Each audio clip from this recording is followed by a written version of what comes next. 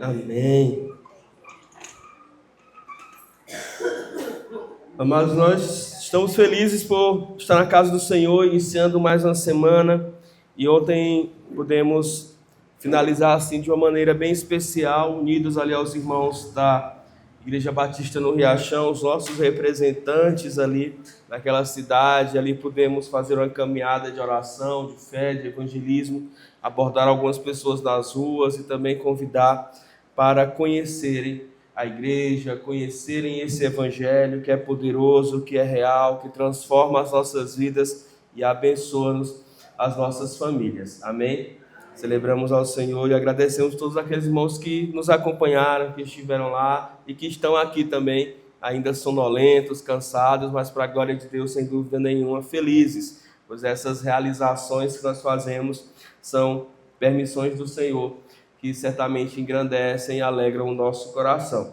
Durante a semana eu fiz uma pergunta aos irmãos sobre o fato de alguém já ter visto ou ouvido falar da tendência do momento aí, uma das, que é a aquisição de bonecas chamadas bebê reborn. Alguns irmãos disseram que já tinham ouvido falar, outros que já tinham visto, Alguns lá também colocaram que não. A gente vai buscar a luz da palavra do Senhor, falar um pouquinho sobre isso. Então, o tema da nossa mensagem de hoje é Filhos Reais, Responsabilidade Real. Filhos reais, responsabilidade real. Vou pedir o Marcos para projetar um versículo só, que eu quero ler com os irmãos. Salmo 127, versículo 3. Salmo 127, versículo de número 3. Eu queria que a gente pudesse ler juntos aqui quando ele projetar para a gente. Vamos lá? Os filhos são herança do Senhor e os frutos do ventre uma recompensa. Amém. Salmo 127, versículo de número 3. Mas vamos introdutoriamente explicar o que é isso, tá? Bebê reborn são bonecas desenvolvidas na maioria das vezes de forma artesanal e que são hiperrealistas, ou seja, se parecem muito com pessoas de verdade, com bebês recém-nascidos de verdade. Elas, até muito tempo atrás, eram apenas artigo de colecionadores, ou seja, pessoas que compravam uma ou outra e tinham para manter coleção. Com o passar do tempo, essas bonecas foram também começando a ser inseridas no contexto das pessoas a partir de terapias, a partir de psicólogos ou psiquiatras que colocaram no contexto das pessoas para, de alguma maneira, trabalhar o emocional daquela pessoa que tinha passado por um momento de dificuldade em relação a filhos ou algo nesse sentido do qual ela precisava se libertar. Nos últimos tempos, meses, dias, se tornou uma tendência mundial, no sentido de mamães comprarem para suas crianças, mamães comprarem para si e pessoas terem. Até aí, tudo bem, não há problema nenhum, e nem julgamento prévio diante disso. Os excessos, como tudo na vida, é que geram um problema. Quais têm sido os excessos notoriamente percebidos segundo as notícias da mídia? É que a gente já tem, por exemplo, pessoas desejando amamentar uma boneca, pessoas reclamando que suas bonecas estão passando mal e solicitando atendimento médico para suas bonecas, tá? E assim por diante. Então esse tem sido o efeito disso, que demonstram muito além daquilo que o irmão comentou no grupo, sobre falta de tempo, falta do que fazer, uma carência muito grande das pessoas. As pessoas andam carentes, as pessoas andam necessitadas de algo com que se apegar, de algo no qual elas precisam devotar algum sentimento, alguma emoção. E, por outro lado, mostra também o desejo de controle que a gente tem. Como assim, pastor? Nós queremos controlar tudo ao nosso redor. Nós andamos com relógio porque a gente quer controlar o tempo, nós andamos com vários compromissos agendados porque a gente quer ter controle sobre nossas ações, e a gente também tem, no fundo, enquanto pai ou mãe, homem ou mulher, o desejo de controlar o outro. E quem melhor para controlarmos do que os nossos filhos? E quem melhor para controlarmos do que um bebê reborn, que não fala, que não chora, que a gente deixa no lugar e ele fica no lugar, que não sai pelas estantes quebrando as coisas, que não dá mal resposta, que não manifesta assim o pecado de alguma maneira na sua vida, porque não é um ser vivo.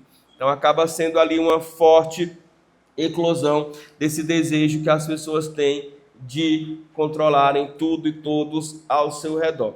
Mas à luz da palavra de Deus, eu preciso falar algumas coisas. E a primeira delas, baseado neste salmo que a gente acabou de ler, é que filhos não são bonecos. Filhos são pessoas, assim como nós, criadas à imagem e semelhança de Deus. Amém? A gente precisa entender isso, irmãos. A gente precisa crer nisso, confiar nisso.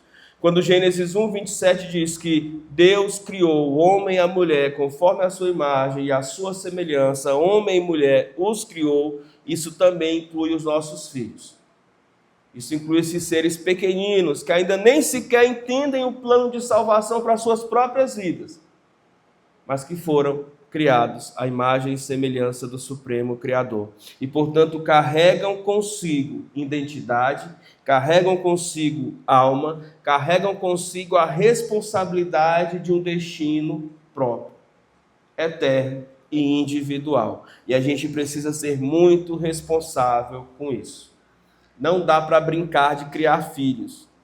Não dá para brincar de boneca com os nossos filhos. É preciso reconhecer o valor espiritual de cada um deles. Tratando-os com respeito, tratando-os com dignidade, mesmo nos momentos mais difíceis. E quando eu digo nos momentos mais difíceis, daquela fase que todos os filhos têm de rebelião. Algumas mais acentuadas, outras mais brandas, outras mais tranquilas, leves, mas todos têm. Aquele momento de contestar a autoridade do pai, contestar a autoridade da mãe, de querer decidir seu próprio caminho, ainda sem ser o momento, porque haverá um momento em que ele vai decidir seu próprio caminho, suas próprias coisas, e por isso todo o controle que a gente acha que um dia pode ter sobre os nossos filhos cairá por terra. Porque minha mãe dizia, quando engrossar o pescoço, ele vai decidir a sua própria vida. Ela vai decidir a sua própria vida, e assim o é. Por quê? Porque estes filhos não são cópias nossas, são imagem e semelhança de Deus. Quando o Senhor diz para que o homem multiplique e encha a terra, Ele não está dizendo para que o homem multiplique e encha a terra de si mesmo, mas de outras pessoas que carregam consigo a imagem e a semelhança do Senhor. A imagem e a semelhança do Senhor. O Senhor não queria um mundo cheio de Ranieres, o Senhor quer um mundo cheio de pessoas que carreguem a imagem e semelhança dele. Aquilo que faz com que nós sejamos criaturas de Deus. Aquilo que faz, como vai dizer o salmista no Salmo 8, com que nós sejamos coroa da criação. Pessoas especiais, dotadas de capacidade de pensar, de capacidade de amar e de manifestar os muitos atributos que Deus compartilha para conosco.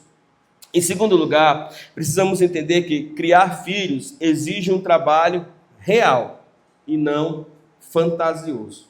A palavra nos chama a educar os nossos filhos e fazer isso com paciência, com disciplina, com amor e não com controle absoluto. Porque filhos, como eu estava dizendo na introdução, são diferentes de brinquedos. A gente deixa lá e até onde nós imaginamos, ele vai ficar lá. Filhos não são assim. Eles têm direito, eles têm personalidade, eles têm livre agência, capacidade de fazer suas próprias escolhas, e eles têm as suas predefinições, aquilo que eles gostam e não gostam. E por isso a gente vai indicar caminhos, apontar certo e errado, estabelecer limites, fazer isso com dedicação de tempo, com correção, mas sobretudo com exemplo, mostrando para os nossos filhos como eles devem agir, o que eles devem fazer a partir da nossa própria vida. Estabelecer rotinas, ensinar valores, disciplinar com amor, é isso que vai gerar frutos duradouros nos nossos filhos enquanto homens, enquanto mulheres na sociedade. Irmãos, precisamos ter muito cuidado, porque o mundo está aí para nos iludir, e a fantasia do mundo pode nos fazer desviar-se do propósito de Deus. Eu não preciso abraçar todas as tendências. Eu não preciso comprar uma coisa só porque todo mundo está comprando. Eu não preciso participar de uma trend. Para quem não conhece, trend é algo que alguém faz, um desafio na internet que todo mundo vai ali fazer também, só porque todo mundo está fazendo. Temos que ter cuidado com esse pensamento de manada, com esse pensamento de baixar a cabeça e seguir o caminho dos outros. E quando eu digo os outros, estou falando das pessoas do mundo. Não é porque um filme está no cinema que ele é bom para mim. Não é porque algo está em voga nesse mundo, sendo muito falado, que eu preciso trazer para a minha vida. Não é porque um brinquedo está ali na prateleira, e por onde a gente passa tem na prateleira, que eu preciso comprá-lo, que eu devo comprá-lo para o meu filho. A gente precisa peneirar as coisas, a gente precisa compreender as coisas, porque grandes homens de Deus erraram nisso. Se a gente for olhar para o livro de 1 Samuel, o profeta Eli foi um grande homem de Deus, um profeta do Senhor, sacerdote de Deus, mas que errou grandemente na hora de criar os seus filhos, não estabelecendo limites para eles. Deixou soltos, como se fossem pessoas que não teriam consequências sobre as suas escolhas. No final, quem conhece sabe. Em um mesmo dia, ele tem a notícia da morte dos seus 2 filhos, depois de já ter sido avisado pelo próprio Deus que os seus filhos não herdariam o seu sacerdócio, que seria tirado da família dele e dado a uma outra família a partir de Samuel. Então é preciso ter cuidado, irmãos, para que a gente não perca as grandes bênçãos que Deus tem para nós por conta de seguir os costumes do mundo. O que as pessoas estão fazendo, o que as pessoas estão indicando. Sabe? A gente precisa ter um controle muito grande na criação dos nossos filhos para que a gente não faça nada por excesso ou por falta. Seja a falta de correção, seja o excesso de correção. Porque a falta de correção gera permissividade. O filho vai achar que tudo pode. Porque ele nunca é corrigido por nada. Mas o excesso de controle gera rebelião. O quem é que gosta de estar 100% sendo controlado? Crianças precisam ser crianças, mas dentro de limites estabelecidos, claros, de instruções claras, de um propósito claro que você tem para ela. Qual é o seu objetivo para essa criança? Qual é o seu propósito para essa criança? O que você quer? Precisamos desejar que as nossas crianças cresçam e continuem carregando consigo a imagem e a semelhança do Senhor para a glória do próprio Deus, porque foi para isso que Ele nos criou, foi assim que Ele nos formou e é assim que Ele espera que a gente siga por toda a vida. O pecado mancha essa imagem, o pecado abala essa imagem, o pecado trinca o espelho que reflete a imagem do Senhor em nós, mas graças a Deus nós temos Cristo, com sua graça, com seu perdão e com o poderoso evangelho para nos fazer de novo refletir e brilhar a imagem perfeita do nosso Deus Criador. É isso que a gente deve desejar para as nossas crianças. Não caia na armadilha de educar os seus filhos segundo os princípios do mundo. Porque se você vai ouvir a psicologia do mundo, ele vai dizer, seja amigo dos seus filhos. Você deve ser amigo dos seus filhos, mas você também é pai e autoridade. Você também é mãe e autoridade. Seja referência, seja modelo, seja espiritual, seja social, seja moral para os seus filhos. Porque assim eles vão perceber que mais do que uma amizade, eles vão ter alguém em quem se espelhar para poder continuar refletindo a imagem do Senhor. Outra coisa que a gente precisa entender é que o Senhor nos dá uma herança, nos dá uma recompensa, fruto do vosso galardão, é o que vimos no Salmo 127. E, portanto, constitui sobre nós, irmãos, uma responsabilidade, eu diria mais do que isso, uma missão. Criar filhos é uma missão. Não se distraia, não fique decorando os seus filhos e enfeitando os seus filhos para o mundo. Crie os seus filhos para refletir a imagem do Senhor. Esse salmo a gente não leu, mas ele também faz uma comparação que não nos é muito fácil de compreender. Ele diz assim, os filhos são como herança, são como flechas na mão de um guerreiro. E um dia eu li um livro sobre família e ele explicou, irmão Oswaldo, de maneira muito didática isso. Ele diz, olha, pense só em um guerreiro daquele tempo, o tempo em que o salmista está escrevendo, ou seja, muito antes de Jesus Cristo. O guerreiro, quando saía para caçar com o seu arco, com a sua flecha, ele não tinha muita outra opção. Ele não tinha, Marcelo, a possibilidade de dizer assim, olha, não encontrei a caça, eu vou ali no Mateus e compro e levo para cá. Não tinha. Então, o que ele tinha que fazer? Se preparar muito bem para que quando encontrasse a caça, ele atirasse com arco e flecha e aquela flecha pudesse atingir de forma a imobilizar aquela caça para que ele pudesse ter o que comer. Era uma questão de sobrevivência. Ele levava muito a sério. Eu lembro que quando eu era menino, por volta dos 10, 11 anos, eu me reuni com outro grupo de amigos de mais ou menos a mesma idade, alguns com 2, 3, 4 anos a mais do que eu, e a gente foi mais ou menos da nossa cidade, cerca de uns 10 quilômetros, para uma parte do rio, lá não tem rio, né, de um açude que com o inverno sangrava, e ele atravessava a estrada. E nisso que sangrava, esse açude, muitos peixes passavam por lá. E aí os meninos me chamaram para ir pescar. Eu não sei pescar, mas eu ia só pelo fole de ir, né? E aí a gente ia para lá, cada um com seu anzolzinho, com a sua vara, preparada, as minhocas numa vasilhazinha, e aí descemos. Aí ficamos por lá cerca de 2 horas e pouco, e nada, ninguém tinha pego nada. Mas junto de nós tinha um que se chamava, que era mais velho, que era o Renatinho. O Renatinho, ele passava por dificuldade financeira, e o pai dele não tinha um serviço fixo, fazia uns bicos aqui e acolá, a mãe era já idosa e doente, e o Renatinho era bom de pesca. Então ninguém pescava nada e o Renatinho lá puxando e botando na sacola. Até que um dos meninos disse, não, é porque a gente vem praticar pesca por esporte, o Renatinho é por necessidade. Aí pronto, aí ficou aquela gargalhada, aquele negócio, e a gente voltou, e o Renatinho foi o único que pescou naquele dia. Mas é exatamente o exemplo do guerreiro, que vai para a caça, e que não tem outra opção a não ser capturar a caça para poder preparar a mesma e se alimentar dela. Os nossos filhos são essas flechas que nós precisamos preparar.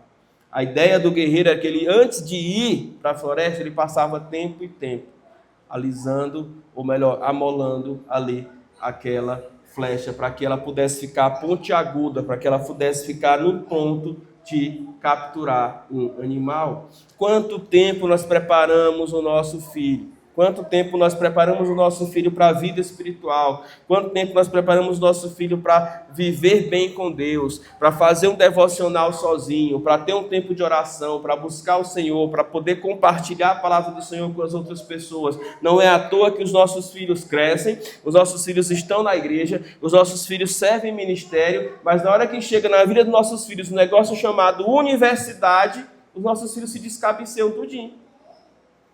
Porque não foram preparados. Por quê? Porque na maioria das vezes não sabem compartilhar ou nem sequer defender sua própria fé. Aí vem o cientista, o doutor lá não sei das quantas e começa a dizer, não, Deus não criou o mundo é direção, é resultado de uma explosão chamada Big Bang. Não, a vida não faz sentido. O sentido da vida é estudar, é a sabedoria, a filosofia. E aí ele começa a questionar, item por item, da fé. E os nossos filhos, então, muitas vezes desmoronam, porque a sua fé não foi alicerçada, não foi preparada. Amados, precisamos entender que o legado da nossa família está na responsabilidade dos nossos filhos. Se vai haver uma outra geração da minha família aqui nessa igreja ou em qualquer outra, onde a gente estiver vivendo a fé, é responsabilidade minha agora. Se vai haver uma terceira geração, uma quarta geração, uma quinta geração. Por quê? Porque se a gente não inculcar isso na mente dos nossos filhos, de que há um só Deus, de que há um só Senhor, e de que esse só Senhor e esse Deus precisa ser o alvo da nossa vida, aquele a quem adoramos, a quem servimos. Se a gente não estiver fazendo isso, irmãos, aí é melhor criar bebê reborn mesmo, porque pelo menos não vai dar trabalho. Essa foi a frase do Dunga, capitão da seleção. Perguntaram para ele o que ele achava disso. Não, essa geração de hoje é melhor criar bebê reborn, porque eles não estão sabendo criar nem a si mesmo, imagine os outros. A gente precisa entender isso. Eles não foram dados para massagear o nosso ego, para preencher o nosso vazio emocional. Filho não é para preencher vazio emocional de pai nem de mãe. Filho é para a glória de Deus. Filho é para viver neste mundo para a glória do Senhor. Você não é dono do seu filho, você não é dono da sua filha. Deixe o seu filho viver a vida dele, mas ensine ele a viver a vida dele com Deus. Porque é a única vida boa possível. Porque é a melhor forma de viver. Sabe, pai está morrendo, mãe está morrendo, preocupada porque filho está isso, filho está aquilo. Entregue os seus filhos ao Senhor. Salmo 37:5 diz: entregue o teu caminho ao Senhor, confia nele, o mais ele fará. Entregue os seus filhos ao Senhor e o Senhor cuidará deles. Por último, a gente precisa entender, irmãos, que Deus é o exemplo supremo de pai verdadeiro. E o exemplo supremo de um pai verdadeiro, que é o nosso Senhor, faz tudo aquilo que um pai precisa fazer. O Senhor nos ama muito, o Senhor nos envia, nos prepara bastante, mas o Senhor também nos corrige e nos disciplina.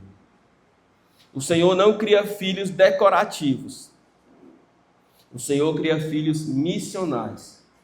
Filhos que têm um propósito, filhos que têm uma missão, filhos que têm algo para fazer ali e seguir em frente. E a gente precisa espelhar esse modelo de criação do Senhor. Criar os nossos filhos com amor, criar os nossos filhos enviando, criar os nossos filhos preparando, mas sobretudo criar os nossos filhos com disciplina, com firmeza e com propósito eterno, porque essa é a vontade de Deus para nós, para as nossas famílias, para as nossas casas.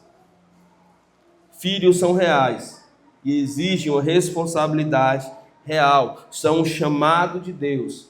Filho não é algo para ser feito de qualquer jeito, nem ser tido de qualquer maneira. Filho não é acidente, filho não é algo para se fazer de forma descuidada. Filho exige preparo, mas sobretudo exige dependência do Senhor. Que aplicações práticas a gente pode ter aqui de tudo isso? Primeiro, ore diariamente pelos seus filhos e com os seus filhos. Ore diariamente pelos seus filhos e com os seus filhos. Segundo, seja um pai e uma mãe presente, emocional e espiritualmente. Ontem a gente foi buscar os boletins dos meninos na escola, e aí o professor chegou e falou para nós, quando a gente já estava saindo: que bom, que bonito vir o pai e a mãe juntos, porque é raro isso. Aqui só aparece geralmente só a mãe ou só o pai, como se os filhos fossem filhos só de um, como se só um fosse o responsável, como se só um tivesse ali que fazer aquele papel, e não é, irmãos. Uma das maiores frustrações de alguém que não viveu isso, ou seja, a vida presente com seus filhos, é hoje olhar para trás e ver que não pode alterar o passado. É hoje olhar para trás e ver que todo aquele tempo de ausência não pode ser revertido. Não pode ser mudado. Eu não tenho uma máquina, mas eu estava ali fora, a Maria me fez uma pergunta simples, as perguntas da Maria: papai, se o senhor pudesse entrar numa máquina do tempo e voltar na sua vida e mudar duas coisas, o que o senhor mudaria? Eu disse: pergunta simples, para a gente responder assim em jejum. antes de começar o culto, ele disse: nada, Maria, não mudaria nada. Minha vida, graças a Deus, tudo que aconteceu tinha que ter acontecido de fato. E a gente precisa seguir assim, com essa certeza. Não dá para mudar o passado, irmãos, mas hoje dá para eu começar a viver uma nova vida para a glória de Deus. Ah, meu filho já é adulto, liga para ele. Está precisando de alguma coisa? Está precisando do seu pai? Está precisando da sua mãe? Está precisando de alguma coisa? Meu filho é adolescente, tira um tempo, assiste o que o teu filho está assistindo, lê o que o teu filho está lendo, toma um suco verde que o teu filho está tomando, faz uma caminhada com ele se ele caminha, vai, enfim, tem um tempo ali com aquela pessoa. Porque pai não é só para estar brigando, não é só para estar reclamando, não é só para estar cobrando, irmãos, é para estar presente. É para estar junto, é para viver a vida compartilhando o emocional, o espiritual e todas as coisas. Terceiro, corrija o seu filho com amor e com propósito, e não com raiva. Atenção, mães, estão me ouvindo?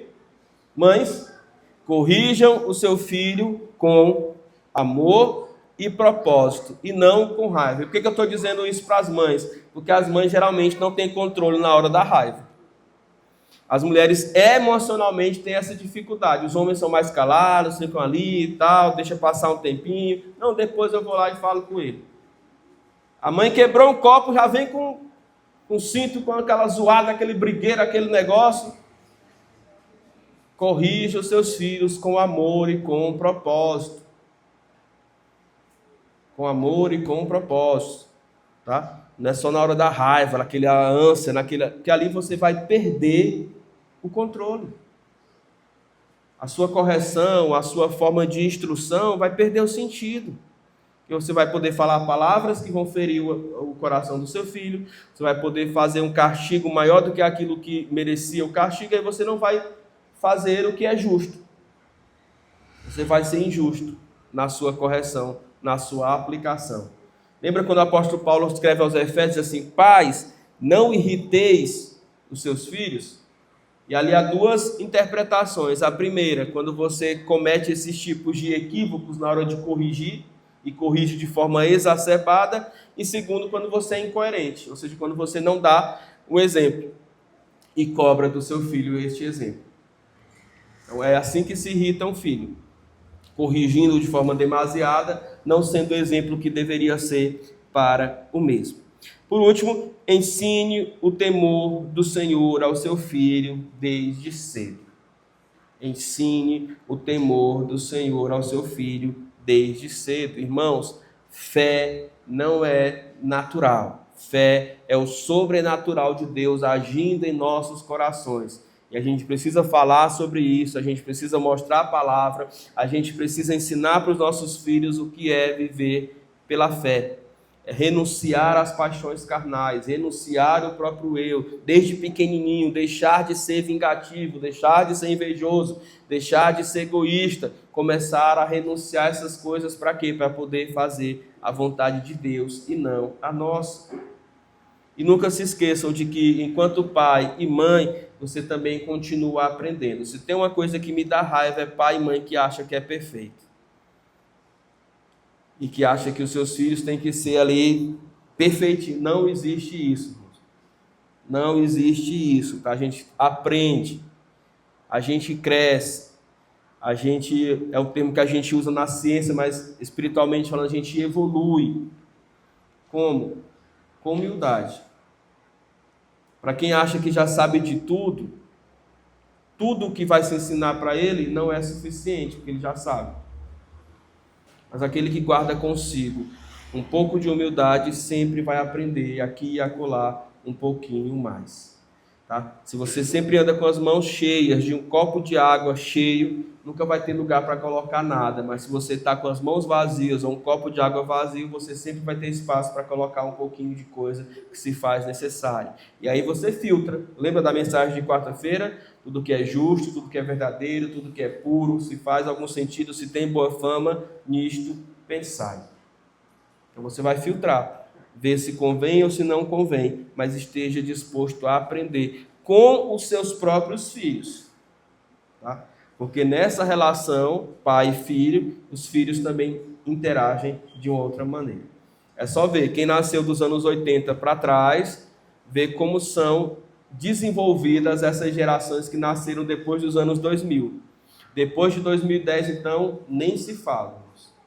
Estou falando de pessoas que hoje têm 25 anos, que têm 15 anos, o quanto essas pessoas são diferentes. Os meninos parece que já nascem assim, nessa era da tecnologia. Essas crianças de hoje, irmãos, nasceram num tempo em que eles não sabem o que é o mundo sem internet, sem aparelhos digitais, sem energia elétrica, sem essas coisas. A gente ainda sabe o que é orelhão, a gente ainda sabe o que é ficha, a gente ainda sabe o que é televisão de tubo, daquela que a gente tinha que dar o tapa para ela abrir a imagem, esquentar. A gente ainda sabe o que é carvão, a gente ainda sabe o que é aquele ferro de passar que a gente colocava brasa dentro dele e jogava assim na roupa para poder passar. A gente sabe o que é essas coisas, então a gente, se precisar, acende uma fogueira, a gente vai pescar, a gente vai caçar, a gente se vira.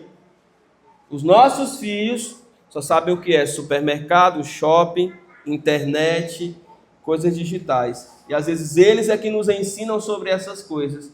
E a gente precisa estar ciente para aprender com eles, com a mente aberta, o coração disposto para também aprender com eles. Porque não é só no nosso tempo que as coisas eram boas, também existem muitas coisas boas hoje. Ou você quer abrir mão de dormir num quarto climatizado, ou você quer abrir mão, né, de andar num veículo automotor, ou você quer abrir mão de conversar com uma pessoa que está muito distante de você numa chamada de vídeo, para voltar lá por orelhão da esquina onde você tinha que ficar segurando a ficha quando era a última para ela não cair e a ligação acabar. Então a gente precisa aprender a conviver com todas essas realidades, não comparando-as com o melhor, com o pior, mas aprendendo, julgando o que é bom, o que é ruim, para que o Senhor seja glorificado por meio da vida dos nossos filhos. Bebê reborn não é só coisa para quem não tem o que fazer, é coisa para quem não tem Jesus no coração. Porque quem tem Jesus no coração já é preenchido. E os nossos filhos são reais, logo a responsabilidade de criá-los também. E a gente precisa levar muito a sério. Amém? Vamos ficar de pé e vamos orar, agradecendo ao Senhor por este momento. E também já nos dividindo nas salas da Escola Bíblica Dominical.